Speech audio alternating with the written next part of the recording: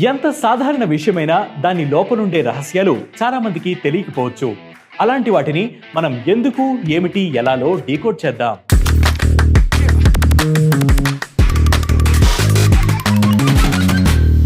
నలుగురు వ్యక్తులు కూర్చుంటే అవి కొందరిని మాత్రమే ఎక్కువగా కుడతాయి.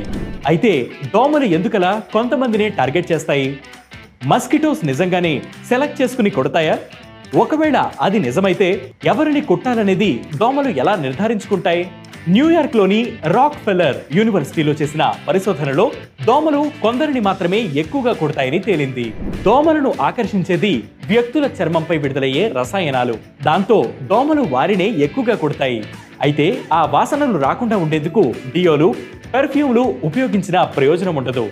ఒకసారి మీ శరీరం నుంచి వచ్చే వాసనలను దోమలు గుర్తిస్తే మీరు ఏం చేసినా అవి మీ మీద అటాక్ చేస్తూనే ఉంటాయి.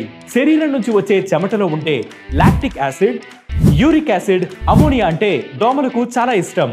ఎవరైనా బాగా చెమట పట్టి ఉంటే ఈ యాసిడ్ల వాసన ఆధారంగా దోమలు వారిని వెతుక్కుంటూ వెళ్లి కొడతాయి. మద్యం సేవించిన తర్వాత చెమట పట్టిన వారిని కూడా దోమలు ఎక్కువగా కుడతాయి. అలాగే ఓపెన్ ప్లేసుల్లో కూర్చున్నప్పుడు మన తలపై గుంపులుగా తిరుగుతుంటాయి. దానికి కూడా మన శరీరం నుంచి విడుదలయ్యే ప్రత్యేక వాసనలే కారణం.